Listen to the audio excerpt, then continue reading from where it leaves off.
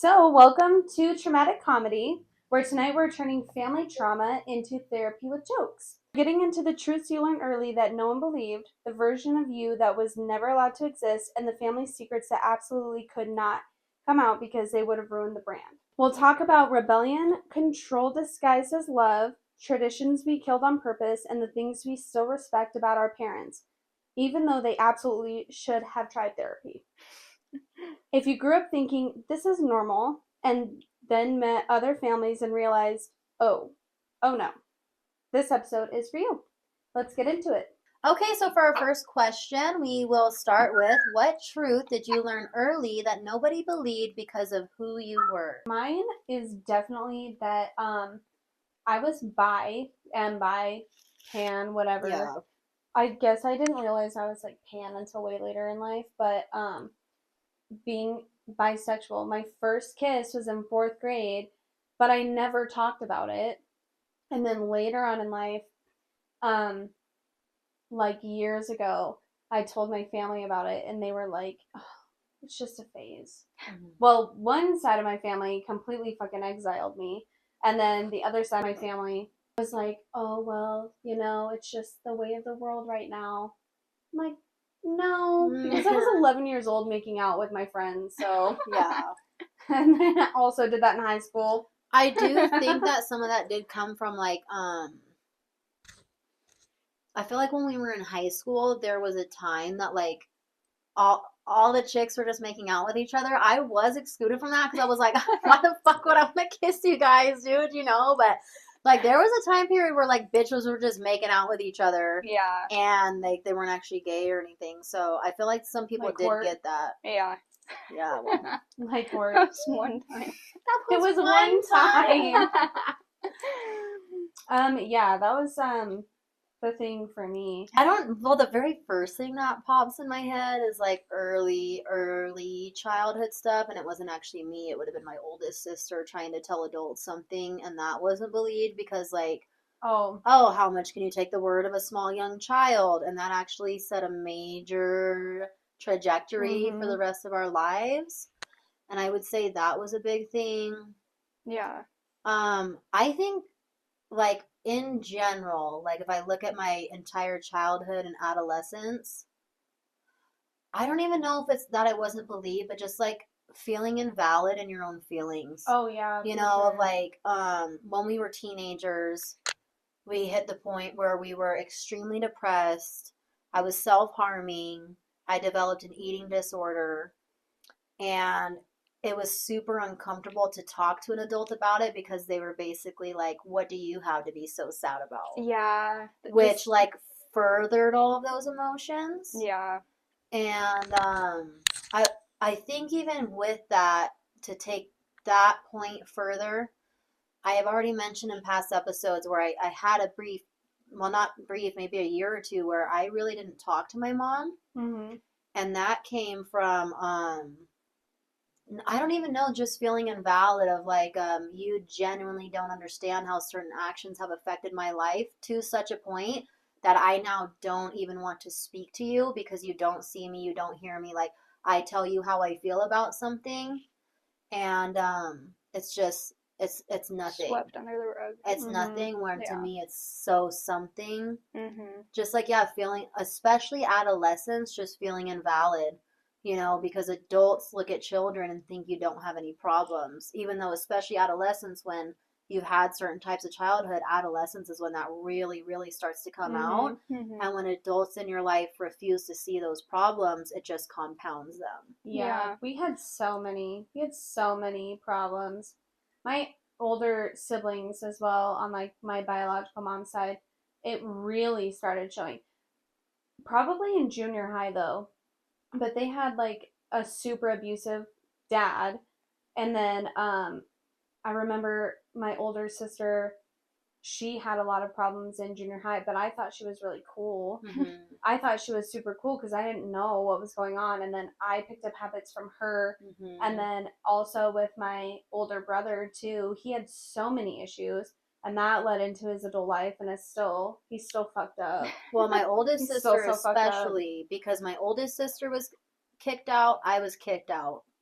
And then obviously I had, my mental health issues. Well, my oldest sister was like an alcoholic and smoking and chewing tobacco. And as an, like, being an adult now, at the time I already knew, but even as an adult, if my child was exhibiting all of the behaviors that my oldest sister was, she was troubled for a reason. Yeah. And instead of addressing those behaviors and finding the causes to them, it was just, you're a bad kid, pass her on to the next one. You're a bad kid, and she kept getting passed on until she got passed on to the United States Marine Corps. Yeah. And and then like even ended up with more shit from that. But like literally after everything she was doing, it was just like, well, you can't have any problems because you're a kid.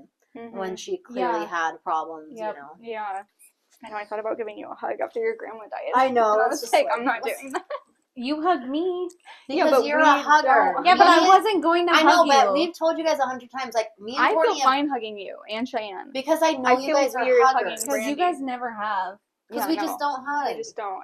We've hugged like twice in our And whole it was life. always but the last time I saw you before you guys went to South Carolina, and I was like, all right, bye, I love you, and we gave each other a hug, and right We after, were like, what the fuck was that? That was weird. Yeah. Taylor Swift, when she says, she's that song where she's like, but I knew everything. How does that go? You know what I'm talking about? But I knew everything when I was young. Yeah. And she talks about like all I knew everything when I was young. Yeah. Everyone thinks they know everything when they're young. But like I really did. I was so in tune with my emotions. I know a lot more now.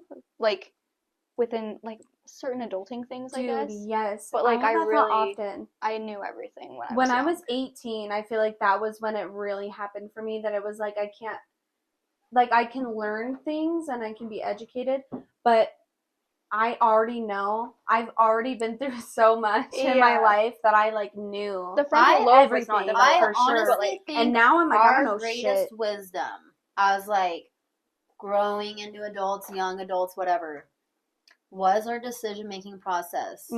Literally, if we question something, is it going to make it for real? It was about memories. Yeah. We were like, are we going to remember this in 10 years? Is this going to make a good story in 10 years? And we were like, if it's a yes, then we do it.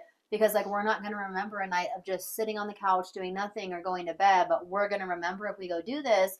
And if your life is literally how many memories do you have, what memories do you have, you better make as many memories as you can. And, like, I don't regret any of those things that we did. Do you feel that way now, though? That's what, like, do you feel like you still want to make memories now? Like, obviously it's a little different in, like, the type of memories we want to have, but do you feel that way? Like, yeah, I feel like I have like, but I have goals in like my business and stuff that I kind of like really want to do, but then really like life is like literally like going to Disney World and like making like I would say with your family. As an adult, financially, like that's what I would think most things about. Like you have to think into your future financially. You have to make sure as an adult, especially when you have children, you're financially stable. Sure. But if I'm 80 years old on my deathbed, I want to make sure my children and my grandchildren have something that I've left them. But I think I would regret more of like not taking those vacations or worrying about $1,000 and not going to Disneyland when you're 80, when you're 70, whatever, than be like, I would rather do it and have to work a little harder, staying financially sound, and making good financial decisions. But like one of the things even we were talking about in planning this trip to California and even trying to tell you of like, oh, I can't afford it. Oh, I can't take the time off work. If you're going to be broke either way, you can either be broke sitting at home or you can be broke on the fucking beach. Well, I think that I'd rather be broke on the beach. I literally will not have any money, and I'm also starting a new job, so that's I know, but like when you ask, like, do you still think that way? Like, I do still 100% think that way. Because I don't want to be 80 years old and saying I should have taken this trip. I should have gone on that visit. I should have called into work that day and gone to see whoever. Yeah, it's a little. I feel obviously a little different because I don't have the kids to make memories with. I have my nieces and nephews, which is great. But what I struggle with right now is I don't really have anyone who will like go and do these things with me just like on a whim. Do it alone. Which is what I've been thinking about, because I'm going to My Chemical Romance in August, and I'm going with my friend Brittany and her husband. We're having the hotel together. but they already have their seats and there's no extra seats for me. I'm like 4 or 5 rows back, and I'm actually so excited because who am I going to meet on either side that I'm going to jam to And you will. with these strangers? I know I will. Yeah. I'm not worried about it at all. I'm like way excited. Who had the highest status in your household, and how did everyone else manage them? So there actually is, I had a research point on this one. So family systems research shows that most households operate with one dominant authority figure, even in equal homes. Everyone else adapts to that parent's mood to maintain stability. So if one adult controlled the emotional climate, congrats, you grew up in a normal household, not a haunted one. So who was your emotional head of household? Dictator? I know who yours was. Yeah, I know who yours was too. So in my immediate family, Amanda, I would say, I had a stepdad, but my biological mom, I think she probably was the dictator for sure. And like my stepdad Mike was a little bit too, like our punishments. We all three had stepdad the same way. Yeah, dude. That's Remember so when weird. we at one point were wondering if our stepdad was the same person?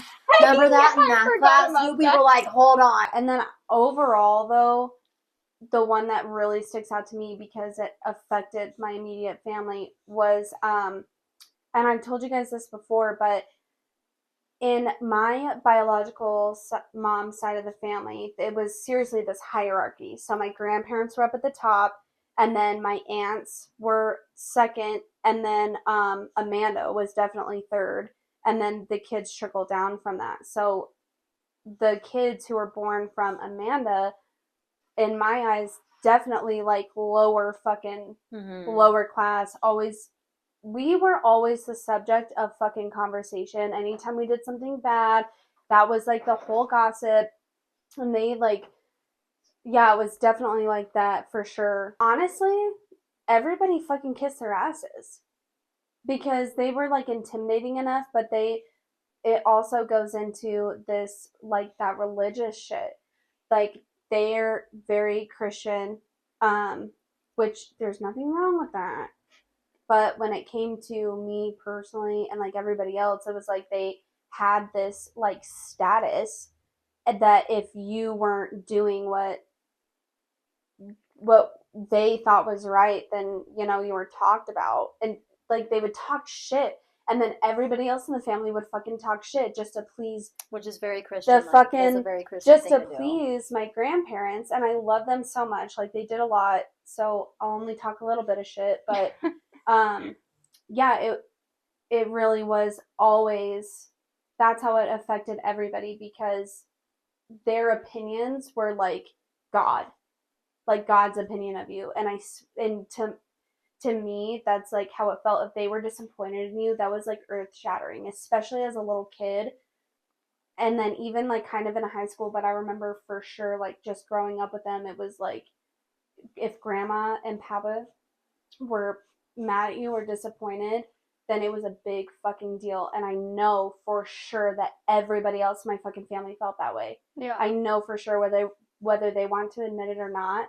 But like it was always my siblings and I, because Amanda is troubled. She is the firstborn of them, and she got a lot of shit. And she like was rebellious. They had her at 16 years old. They were teen parents. Oh wow. And then, you know, they probably didn't raise her the way that they should because, you know, they were so young. And then, you know, it goes back generations and generations of being so hard and being so strict. And my Papa John was really, really strict. Like he was really cool because you could joke around with him. And then grandma had this side that she could be really wonderful and like super loving and understanding and like kind of love bombing. But then she would have these fucking mood swings where it was like she would just get fucking pissed and she would hole herself in her room just like my biological mom did. Oh wow. So it was just like this trickle of things. Yeah. And then, you know, I was around my aunts, but not enough to like see that in them. But yeah, I really do think that my grandma and Amanda have bipolar disorder for sure, and that obviously has affected all of us.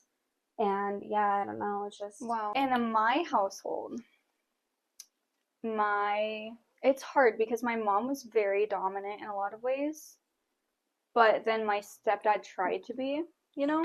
I don't know how to explain it. I don't know. My stepdad was an alcoholic, and he had very intense like mood swings, and he would get very angry, and a lot of his anger was kind of just directed at me because I was there. I don't know. And I think I don't know if I ever tried to like manage or adapt to his whole problem, but I feel like maybe I don't know. I feel like you were kind of rebellious in it because, like, from what I recall, being young kids and every time we'd go to your house, it was almost like he wanted you to walk on eggshells, but I refused. So you would be like almost almost like you carried yourself in a fuck you kind of way. Yeah. Of like you knew how he was wanting you to feel, so you would carry yourself in a way that was opposite of that to show him like you can't control me, you don't have that power over me. You can be whatever type of way to me, and I'm gonna be this type of way to show. You know what I mean? Like kind of rebellious. Yeah. Yeah, I think that's the way. And then my mom always like stood up for me. She never she was never trying to like manage his like mood swings and like fawn him or anything. She didn't have that sort of response. It was like she saw fucked up shit, she told him it was fucked up, and when he didn't change, she left, you know. Yeah. So I don't think anyone really tried to like manage it too much. I think I rebelled and my mom put an end to it. But well, and I think if you look at that, that's why there was always some. It's not like shit was smooth then, you know what I mean? Like there was always not even like maybe some turbulence, conflict, like regular conflict, because you and your mom were not willing to live under that. Yeah. You know? Yeah, neither one of us were gonna put up with there until that. Yeah. I say so for sure. So I grew up in 2 households, which were very different households. And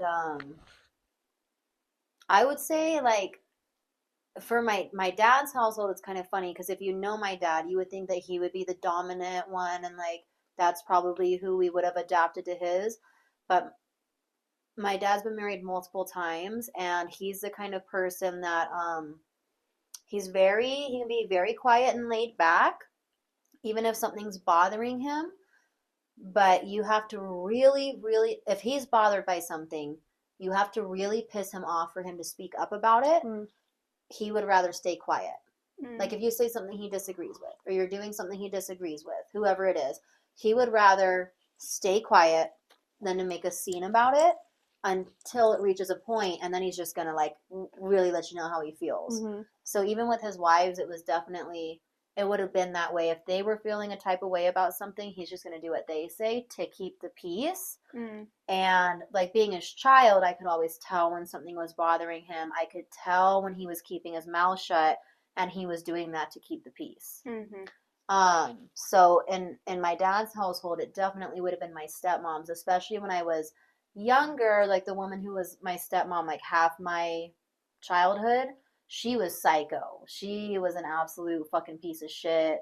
Like she the one with all the cats? Yeah, she was an animal hoarder.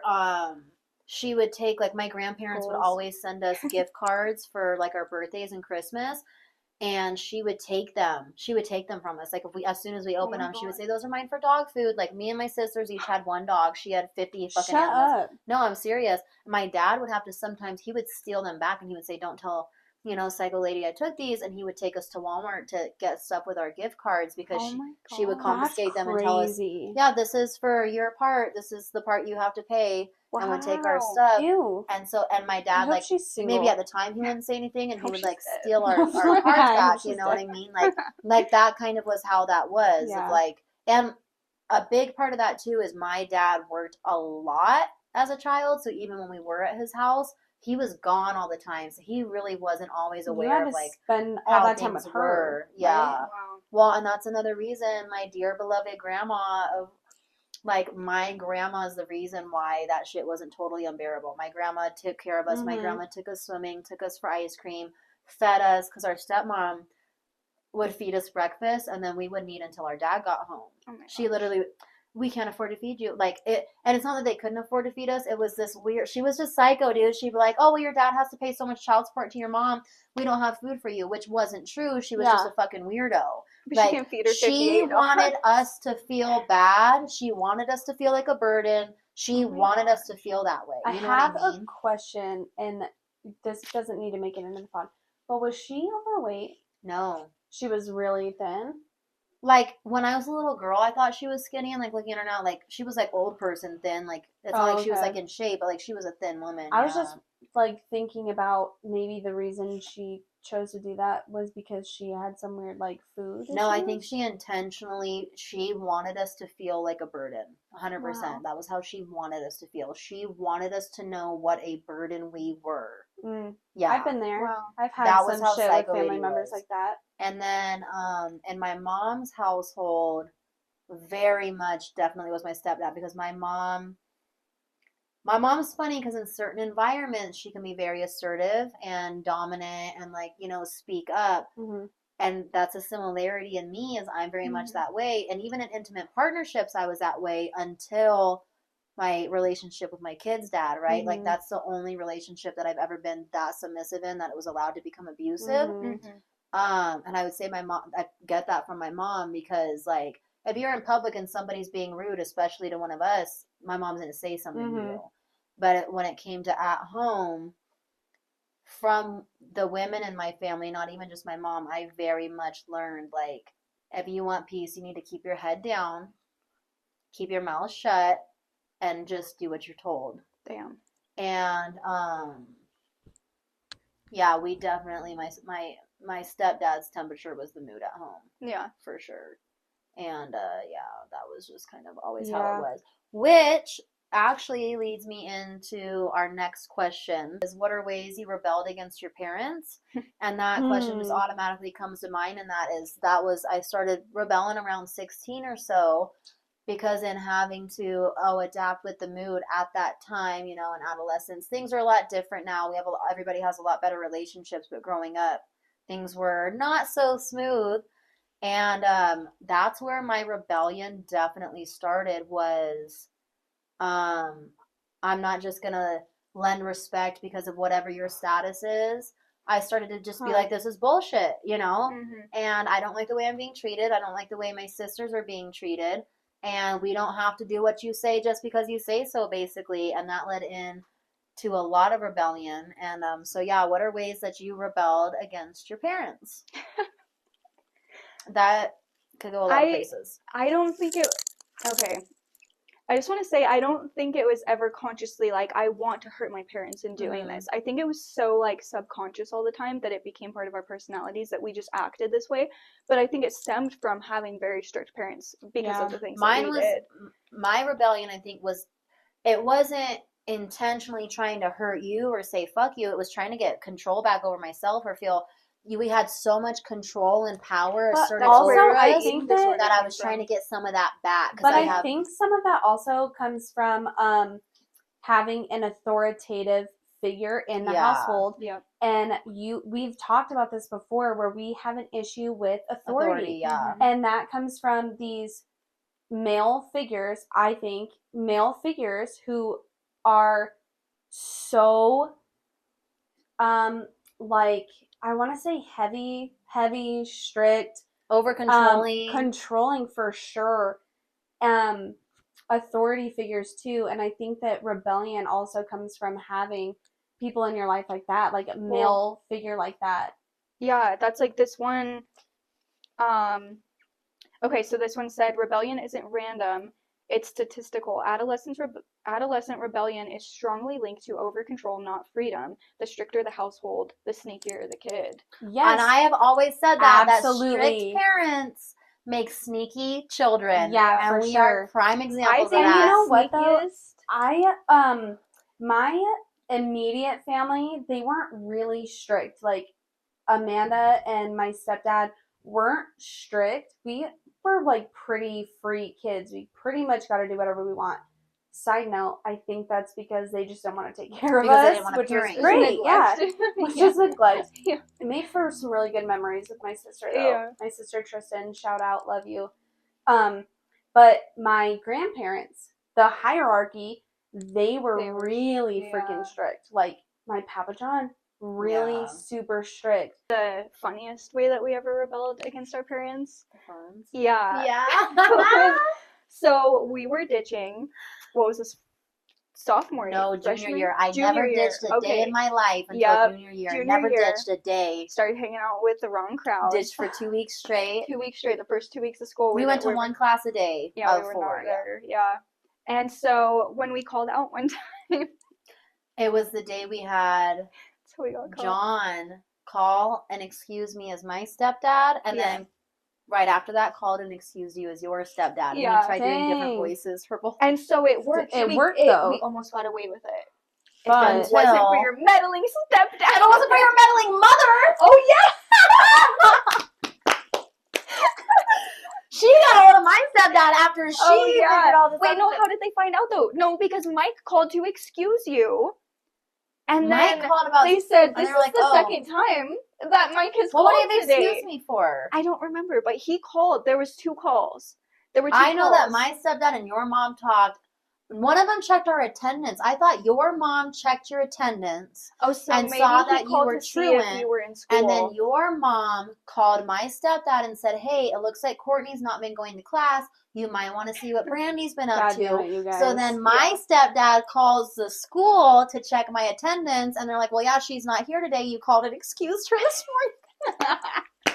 They're like, this is the second time you've called. And he was today, like, Mike. no, I didn't. No, I didn't call. Oh, shit. So we got caught. It was September 5th. I remember it so vividly. Stop. It was. We were ditching at the time. Yeah. Where were you guys? Actually, I was on an empty period. But I remember my high school boyfriend. Your mom and my stepdad were acquaintances through work. Yeah. And then my high school boyfriend's mom and my mom worked together. They were both respiratory therapists. And so once this starts going around, my high school boyfriend's mom was calling him, where are you at? And then my mom's like, where are domino effect. Like, and he's trying to tell her that he was at school and studying in the library. She was like, go call me from the library phone. So we are like on the other side of town hauling ass back to school so he could go call from the school phone and be like, see, I'm at school. We weren't. Yeah. So yeah, anyways, we got in trouble. My mom grounded me for 1 month. You got grounded for 3 months. And they took our phones. Like, we couldn't talk to each other. We couldn't talk to any of our friends. Like, this whole friend group, we had no communication. We couldn't talk to each other. So I had the idea. Yeah, 3 fucking months. That's like a quarter of a without year. being able to talk? No. And I will point out, because I don't know how other people were grounded. My friends, I was the most strictly grounded out of all of us. Yeah. Because my friends would be like, oh, I'm grounded. Want to come over after school? And I'd be like, aren't you grounded? When we were grounded in my house, you were not allowed, definitely not allowed on the computer, maybe if it was for schoolwork, but if you were caught doing anything else, another 2 weeks. And you were not allowed to watch TV. Sometimes you were allowed to listen to the radio, but if you were in a lot of trouble, even that got taken away. You couldn't listen to effing music? No, every once in a while, but usually not. You could. I would die. If you were old enough to work, you could go to school and you could do your homework and you could read a book. You had to walk to school one time. Didn't you get grounded from your car or something? I was grounded from my car. Yes. When I got grounded, we were not allowed to watch TV. Not really even allowed to listen to music. Definitely weren't allowed to be like, on your computer. You were not calling. Even like if a friend called the house to talk to you, not allowed to talk to you. Grounded. Yeah. I even had my sisters got grounded for, this is true as shit. And everybody did this, reflections, sometimes my sisters would get caught watching the TV and the reflection of a picture. If we were at the dinner table and the TV was on and a sister was grounded, they'd be looking at the picture frame, seeing if you got caught watching the TV and the reflection of the picture frame, crazy. 2 weeks. Oh 2 my weeks, gosh. 2 weeks. Everything was always another 2 weeks. Wow. And so you were grounded, but you weren't in that much trouble. I had my cell phone and my car keys sitting on the corner of the coffee table because they wanted me to walk by them every single day. Ew. So my cell phone and my car keys sat there for 3 months. I wasn't allowed to touch them, nothing. I wasn't even allowed to get rides to school or anything. Yeah. I remember one time I was like, I will park up the street. I'll drive you to school. You were like, it was cold outside, not. and you're like, I I'm was not like, fucking not doing doing that. it, dude. Yeah, no. Like, I was grounded. You walked from Sunrise to NC? That was actually, I did that in secret because I missed the bus. I wasn't allowed to walk to school because since I had been ditching, I wasn't trusted to go to school if I walked. But I was trusted to walk to the bus stop. So one day I missed the bus, and then I'd walk to school in the pouring rain because I had missed the bus, but I couldn't be found out that I would have been in trouble for missing the bus. So I remember you Snapchatting. You're like, dude, I was 16 years old. I was the oldest kid on the bus. I was riding the bus with a bunch of little middle school kids, and I was only high school on there. So, anyways, what we did, we're grounded from our phones. Mine was hidden. I didn't know where mine was because I would have just gone and gotten it if I knew. I think you did. It was in your mom's room, and I we would found wait it till at she the fell very asleep. end. That was at the very end of the month. I found it was in her purse. Yeah. Perfect spot because it's always with her. Yeah. Yeah. So, anyways, we're grounded. I got this idea. Let's go to Walmart and buy track phones because they were like $10 at the time. Yeah, like put literally. minutes on them. Give our friends our numbers. You guys got caught, didn't you? She put code names in for all of our friends. I think you put like the Spice Girls names in. We had like Wheezy, Lil Jon, like so if her Tupac. parents did find out, they wouldn't know who was who. It was to protect other people's identities. Wow, you guys are real ones. And she got caught. Yeah, I got way caught. Yeah. How did you get caught? My mom, I want to say it was I was working at Pizza Hut, and my mom picked me up from Pizza Hut because I wasn't allowed to drive. And she must have like got on my Facebook or something. I want to say she got on my Facebook because she read a bunch of messages between a friend, and she picks me up, and we're driving home, and she goes, "Where's your cell phone?" And I'm like, "On the coffee table, duh." I just have to say duh because Nyla keeps saying duh to me every fucking day. Duh, Mom. Okay. She says, "Where's your cell phone?" And I was like, "It's on the coffee table, of course." She goes, "Where's your other cell phone?" And I'm like, "I don't have a other cell phone." And yeah, it turned.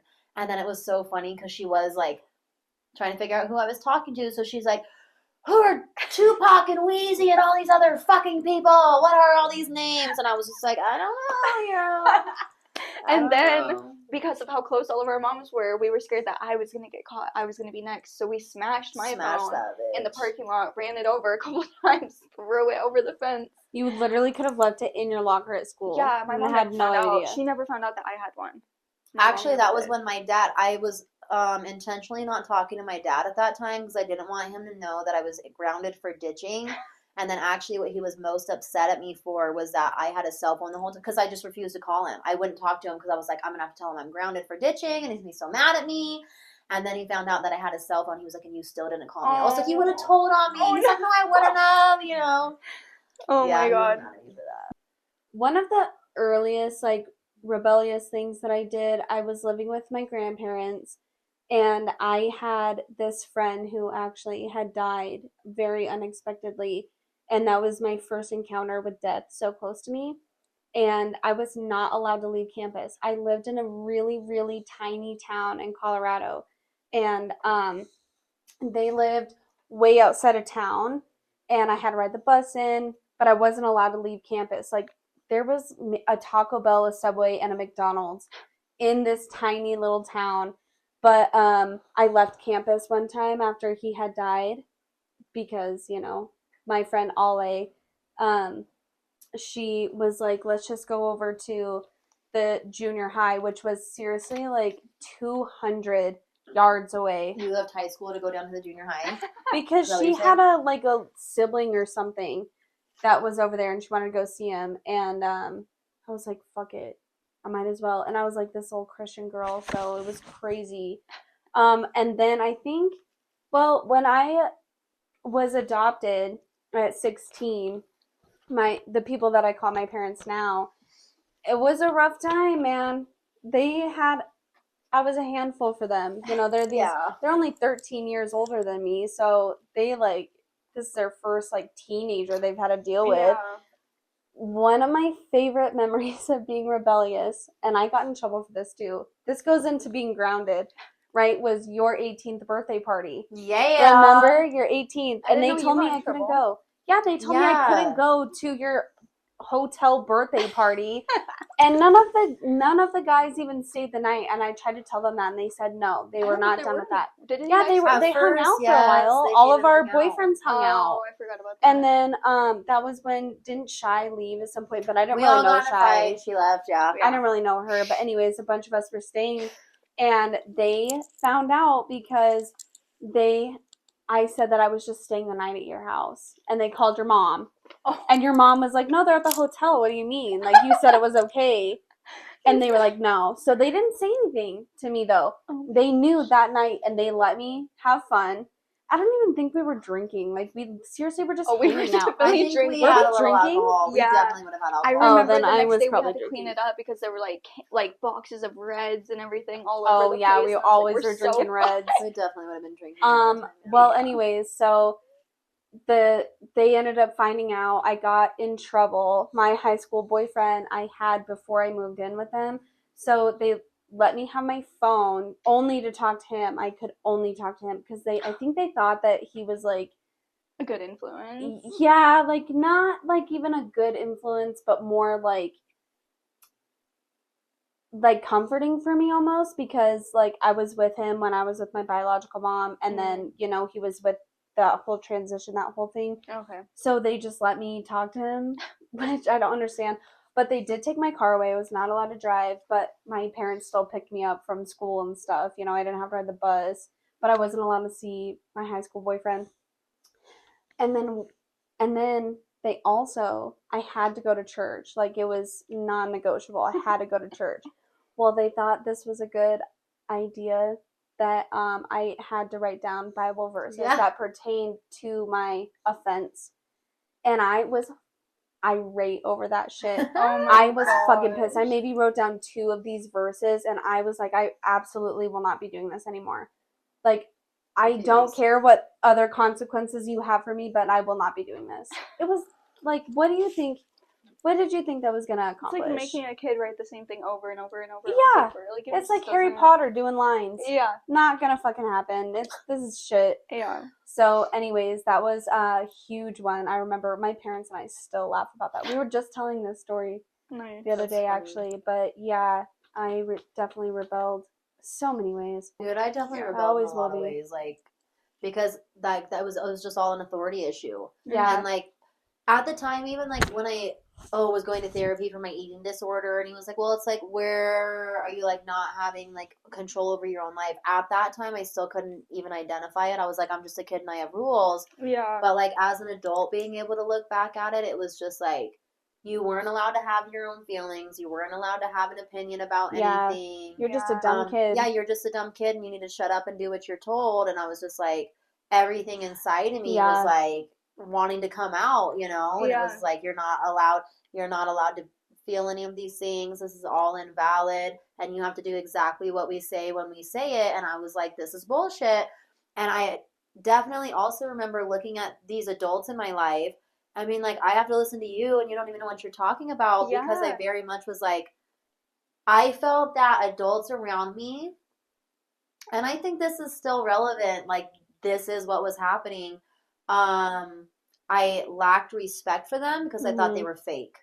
Because I thought that they were more concerned with portraying their images, whether it was just our family at home, the family overall. And then behind closed doors, there was other things happening. And it was like, oh, well, you just have to... You don't talk about that. Yeah, close the door and walk away. And I was like, I wasn't okay with that. I was like, yeah. How do you expect me just to go up? And that's how you want me to live? You want me to, like, have those morals in place of, like, oh, if something is going against what you believe in, look the other way. And I wasn't okay with that. Well, and I think how I said, like, I knew everything when I was young, like that Taylor Swift song, like, I think even as a young kid, I knew then that even adults that are 50 years old don't know what they're doing. Yeah, because we would look at them and be like, you clearly don't know. Yeah. Why would I listen to you? I always had that. I always knew that no one was, like, that much smarter than me. No one really had their life figured out. Everyone was just figuring out as they went. Whether you were fucking 5 or 85, like, I didn't learn that until way later in life. I looked at people like, I always felt like I knew that. You're unhappy. These people in my life, they, like, always, made you think they yeah, had it they figured like out. really were so good at this manipulation, whether they realized that they were doing it or not, was like, we know what we're doing, and that's why we're teaching you that this is the right way to live and this is the wrong way to live. Mm-hmm. So I'm like, yeah, these people, they have their shit together for sure. That's the right way to live. That's the path to go down. And then when I was 18, that was when it was like, holy shit, you guys just put up this great facade that you, and all of you guys, I can't even fucking begin to tell you that not a single fucking one of them even knows what they're doing. Yeah. And you are like teaching us as small children that this is the right fucking way to live, and no, not at all. Yeah. I remember I was 18 and it was because of Buddhism. And I like, it was just crazy. That shit was wild. So well, because when it you're took me a long told time. like Christianity is the only way, this is how you have to act all the time, I'm always watching you do everything this way, and then you learn about another religion that has kind of similar values but lets you be a little bit more free.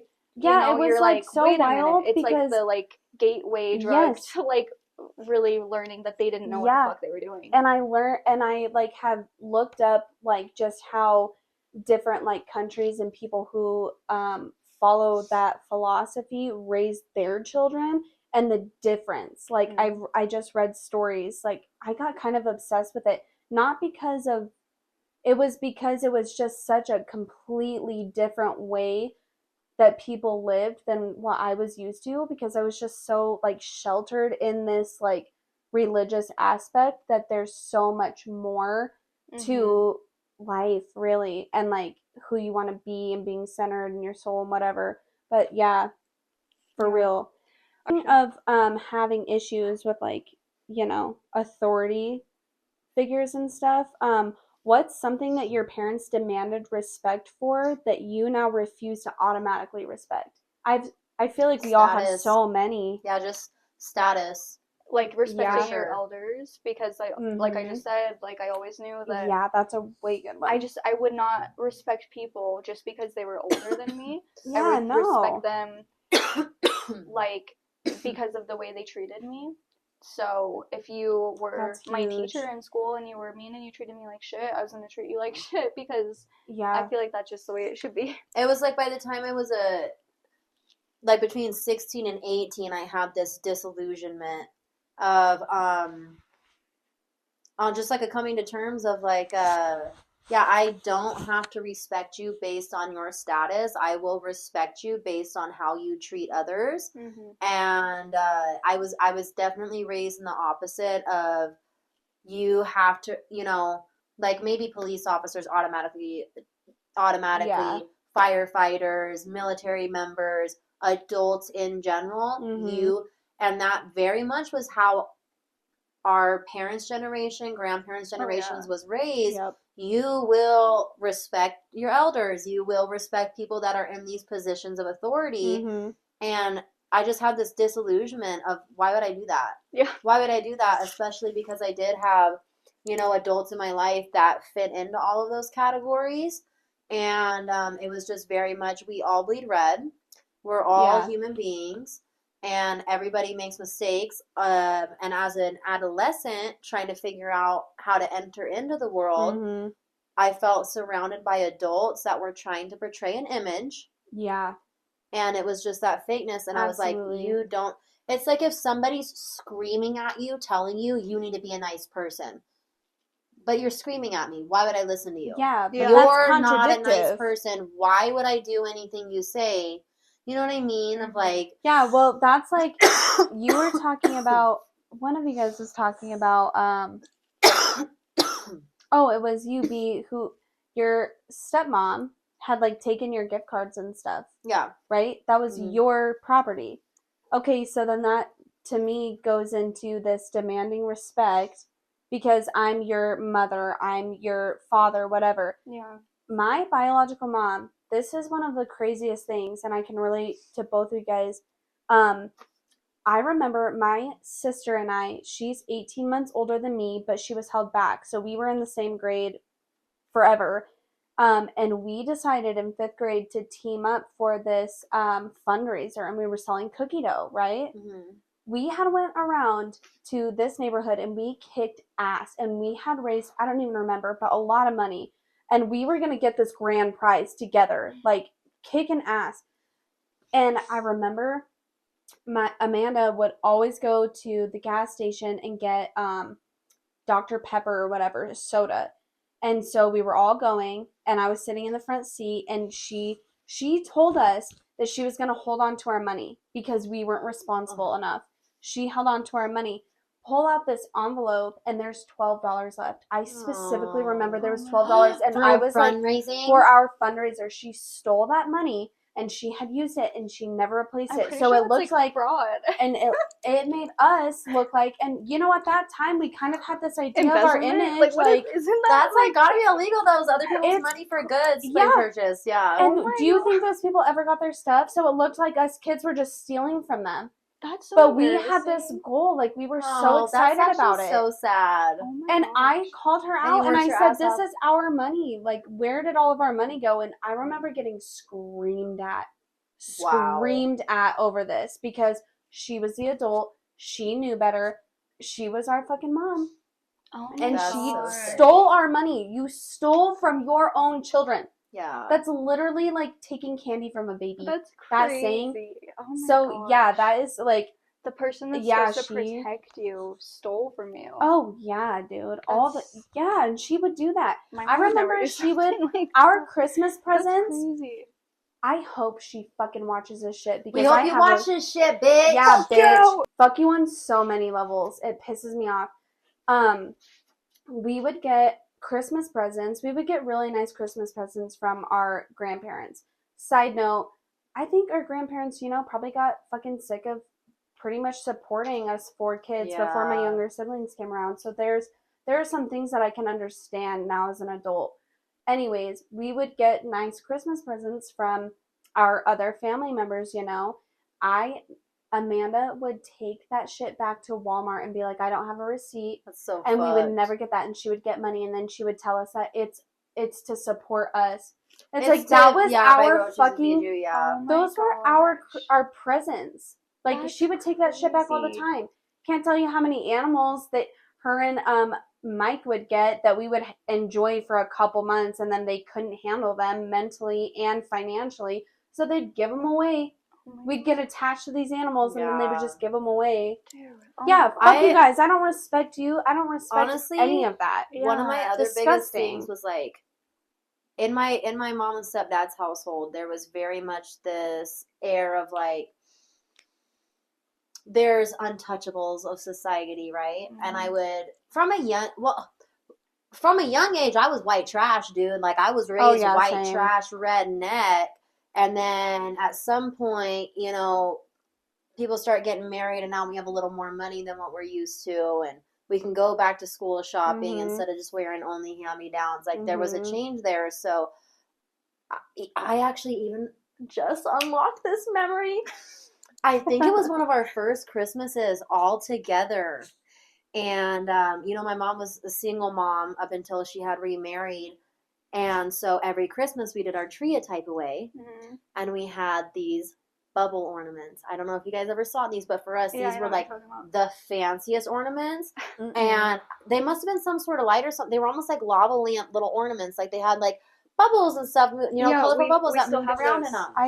They were our favorite ornaments, and it was like, I think our first year, everybody all together, and we were told we weren't allowed to put them on the tree, and I think it was because they were like white trash or something, but like, me and my sisters were heartbroken because, like, why would we not? We've always put these ornaments on the tree. Why can we not put the ornament on the tree now? And it was like a thing of like, we will not be having those on the tree, And it's like, wow, that's we're like, you're too good for that, And like just little things like messed up.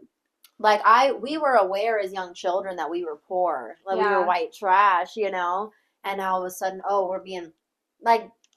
We always say, like, we're culture. Like, we can be a type of way. We can be classy when we need to. But, like, deep down, we're just a bunch of white trash rednecks, Yeah. And I even remember, it was actually Shayna's parents that were one of my big things of Shayna's mom smoked cigarettes. Mm-hmm. So one of my best friend's moms in high school, she smoked cigarettes. She drove this old beater truck that had a Confederate flag in the back window, And I think my parents' skin would just crawl when she would drop me off.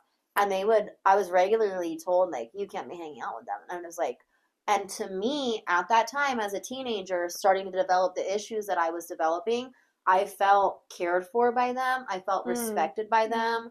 I felt that I could be myself when I was with them. Mm-hmm. And these were people that I was being told, like, weren't good people. And it wasn't that they were doing anything wrong. They weren't criminals. Yeah. They just carried themselves differently. Yeah. And it's all right. We love diversity. And so, but when you're a teenager trying to figure that out, Mm-hmm. and you're being told by the group of people that you should feel all these good things with, I can be myself, I feel safe, I feel loved, I feel cared for. Sure. And I was starting to resent them at that time. And then they're telling me these other group of people that I feel positive around are bad people. I'm like, well, that can't be. You know what I mean? Yeah. Like, it just doesn't make sense. And when you're a teenager trying to compute these things and figure it out, it very much was like, why would I respect you when I feel all these ways? And then this person shouldn't be respected because they smoke cigarettes and rock a Confederate flag, but, you know, they made me feel safe and loved and cared for, blah, blah, blah, blah, blah. It's like, yeah, it definitely was just that disillusionment. Mm-hmm. Yeah. For sure. What's the funniest example of your parents choosing control over logic?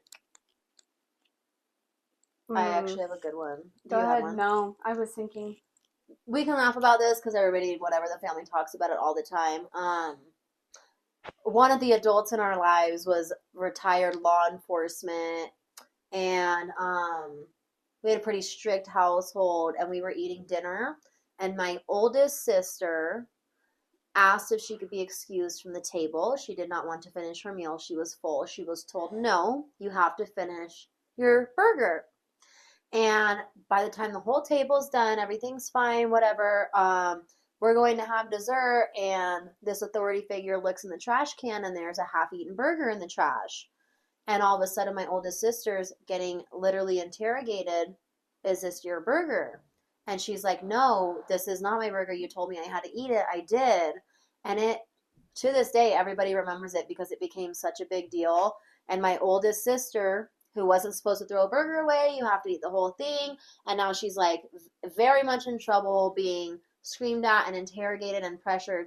And the funniest thing that we always remember was, I am a cop. I know when you're lying. I know when you're lying. I know when you're lying. And she is like adamant, I'm telling you the truth. And she ended up grounded and screamed at and berated. And like, we're all gathered around like, why don't you just tell the truth? She's like, I am telling the truth, but I know the truth because I'm a cop. And come to find out, it wasn't her burger. One of our other sisters had thrown a burger away and sat there and kept her mouth shut because she didn't want to get in trouble. But it was just whole thing of like, you will tell me the truth. I know you're lying to me because I'm a cop and I know when people are lying. And the whole time she was telling the truth, but it was just like this adamancy. You will tell me. You will not. And like everybody was trapped in the kitchen until the truth was told, and the truth was never told, and it was just like not a very fun night. And it turned out the whole entire time he was just wrong. My stepdad used to go through our trash too, just for no reason. Well, that was fun. And then what was this you threw away earlier? Why the fuck do you know that? That's so weird. Yeah, so I can think of one right off the top of my head that you were there for that night, or did I tell you about it? Which one? The Costa Japan one? I was there you were there. Yeah, okay. I was there for it, yeah. So we all were eating dinner at my house one night. There was a tsunami in Japan. Big one. Everyone the one that called it at school. Fukushima meltdown? It caused the nuclear meltdown. Oh, yeah, I don't know. I just knew it was a big deal. Everyone was talking about it at school. It was on the news, yeah. So we come home, we're eating dinner, and my mom was like, did you guys hear about that tsunami today? And I was like, oh yeah, that's crazy.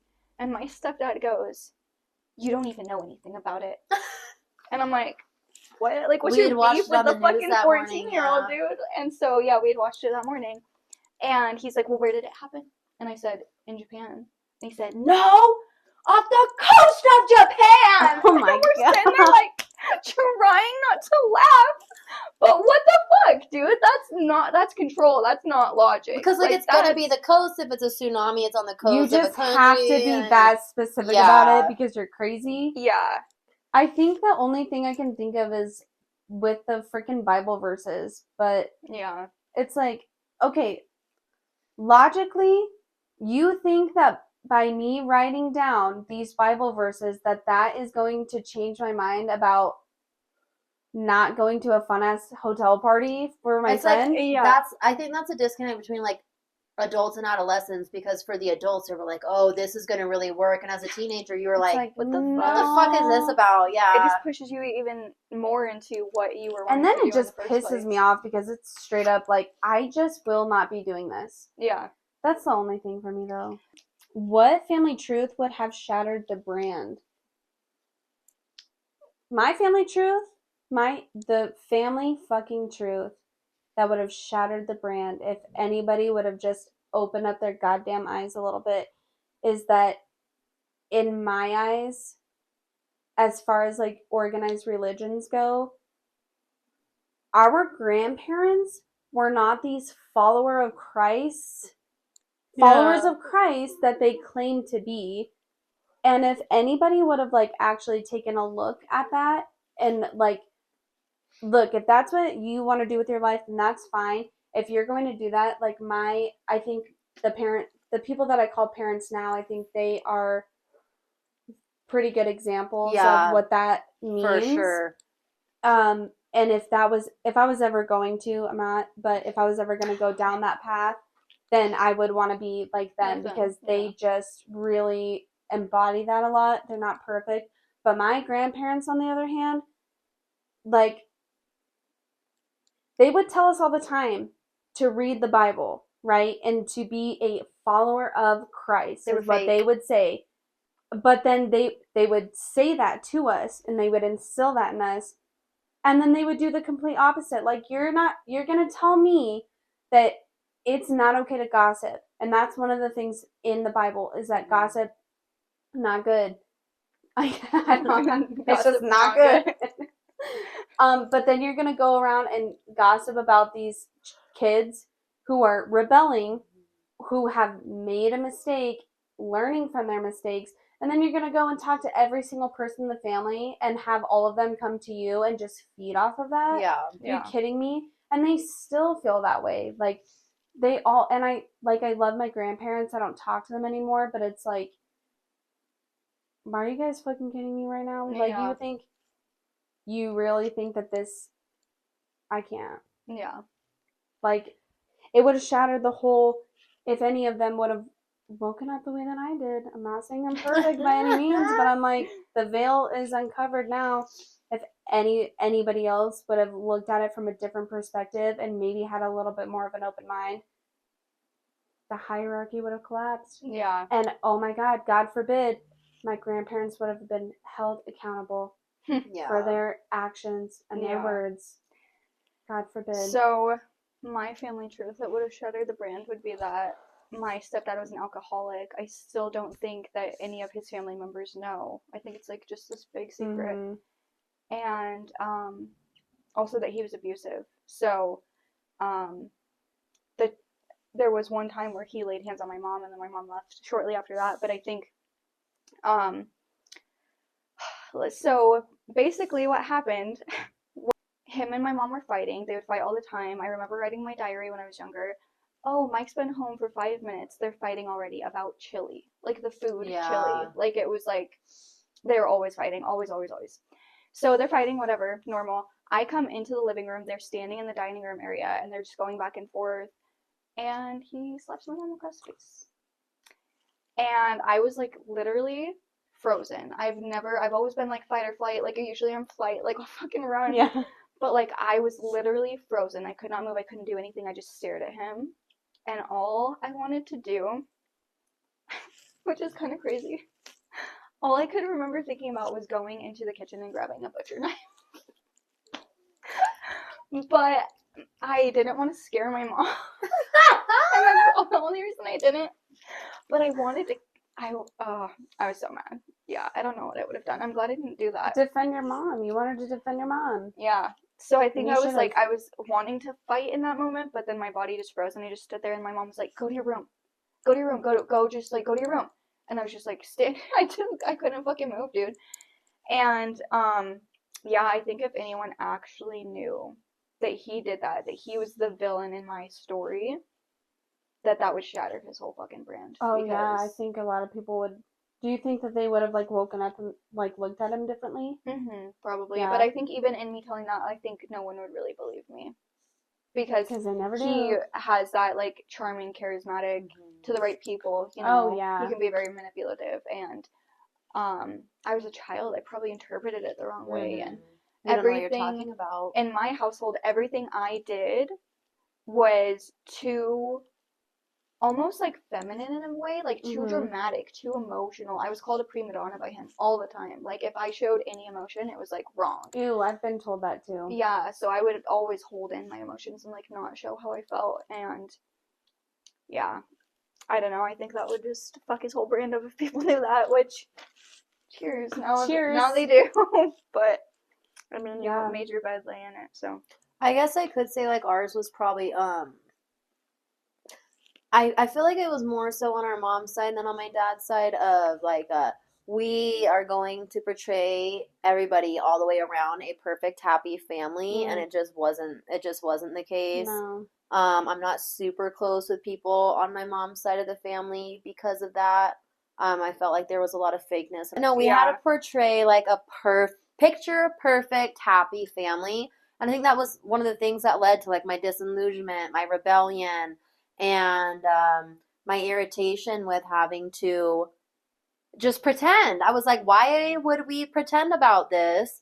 And even now, there's like family members, and I don't give a fuck if they do see this. There's family members now that I do not speak to because of things that I learned as a teenager and they were never dealt with. And I've ever since then pretty much just been expected to act like I never learned these things. And I'm like, but I do know these things, and I'm an adult, and I'm not down with that. And even like all over the issues that me and my sisters had, it was just like, we must just be crazy bad kids. Not that it was actually stemming from anywhere. Like we were getting kicked out, bad grades, you had alcoholics, eating disorders, like all this shit.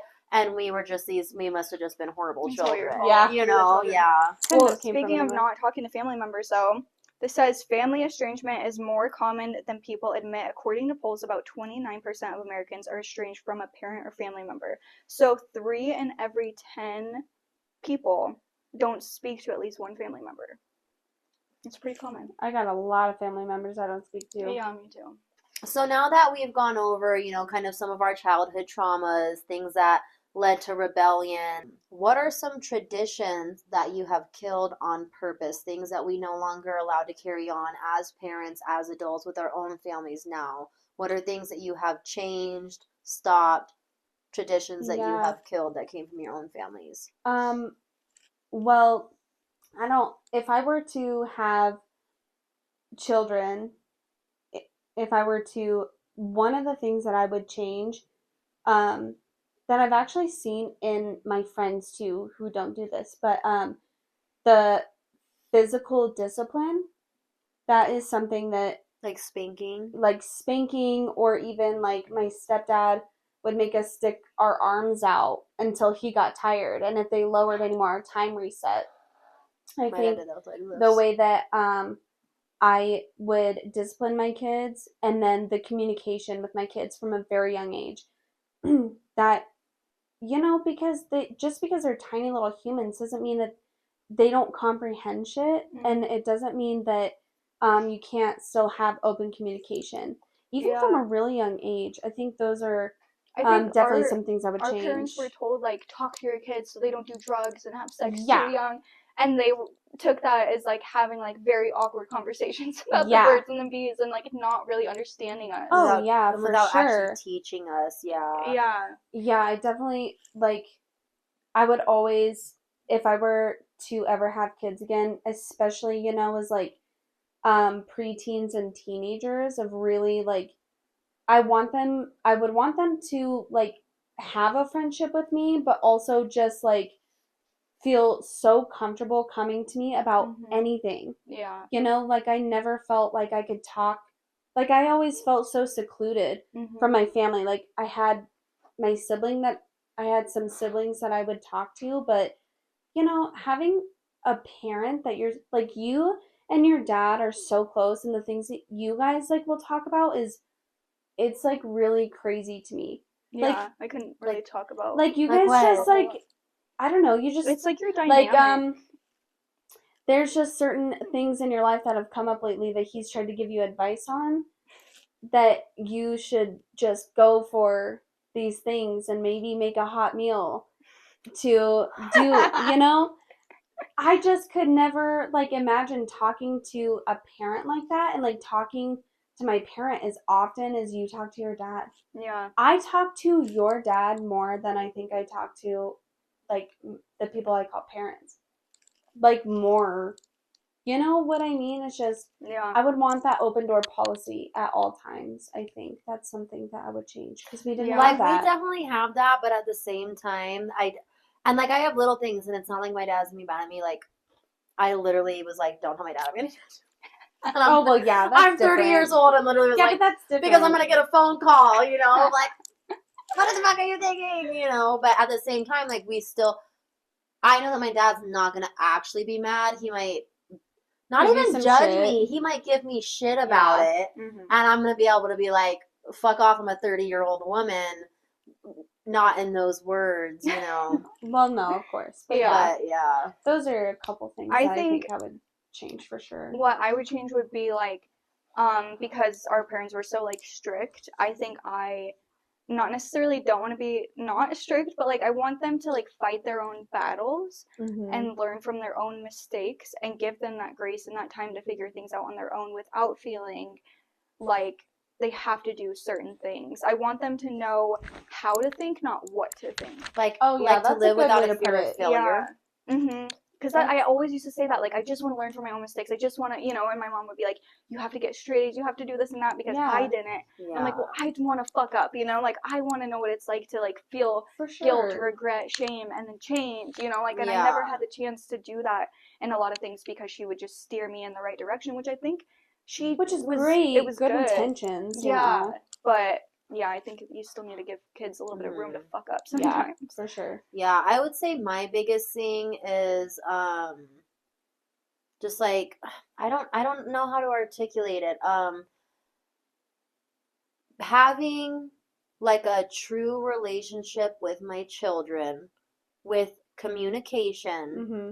and rather than pretending to be perfect, letting them know that I'm human, letting them know that, because children look at parents, you know, parents are perfect to children. Yeah. And so if you're judgmental and hard on yourself, they actually don't, it doesn't change the way they look at you, they internalize it. Absolutely, yeah. And I'm very honest with my children. My children are very young even.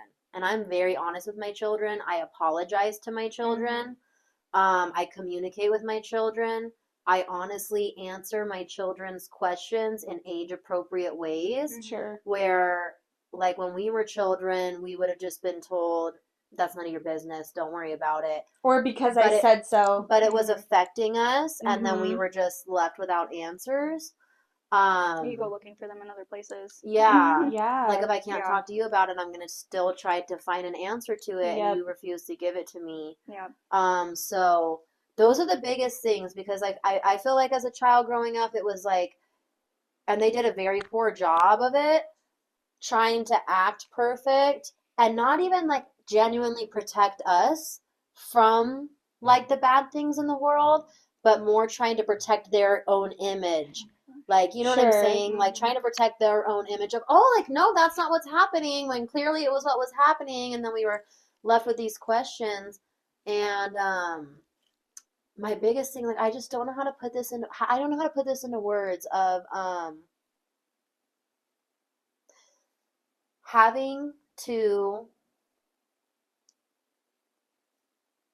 just say I don't know how to articulate, having to be strong for my children when it's a very hard thing to do. I feel like there was a lot of things that happened in me and my sister's lives that were mishandled, because rather than the adults having strength in a situation, they chose comfortability. Sure. With not even with failing to recognize, but actively ignoring how that was affecting the children. Do you think that could be like under accountability? Like yeah, like like taking accountability as an adult, you know. Like, and hey, I didn't handle, and that was like the biggest thing, obviously, that I can think of was still leaving my abusive relationship, because there's so much guilt and everything that came with that. And at some point, I had to recognize with myself of like, oh, you're trying to stay for the kids, but at the end of the day, this is not good for the kids. Yeah. You're comfortable. You're scared of what's going to happen if you do this. Yeah. But you know, like, I just knew with everything in me that I couldn't continue on that way. And I would choose for my children to even be angry at me now if it prevents them from being angry at me when they're adults, because eventually they'll be able to understand, you know what I mean? Yeah, and I like, think that also that personal regret. That's huge too, because you're doing that at such young ages, and you're really setting them up for the future of having those conversations and explaining it in more detail as age appropriate to those hard conversations of, yeah, I made this choice and it hurt at that time, but I don't remember where I was going with that. But it was for them, you know, to protect them. You have to do what's hard for your children, if it's hard for yourself. I know your oldest, there are things that he's going to remember forever. Oh, yeah. And so even like later on in life, I really do have a feeling that he will look back and say that was a hard time because I wanted my dad around, but I know that my mom made that decision because of the things that I witnessed. So she's not just making these things up. I witnessed them, and I know that that was for the best thing. Yeah. And I think about that often. Yeah. Well, and I think with all of us too, there's a theme of just like one of the biggest things we've talked about is respect is earned. Absolutely, I think that's a big thing, maybe even with our generation, of respect is earned, because it's not just given. I feel like younger generations are taking that a little too far, where like there's just no respect for shit, and it's all about my feelings, but there comes a point everything is not. It's like there's a happy medium.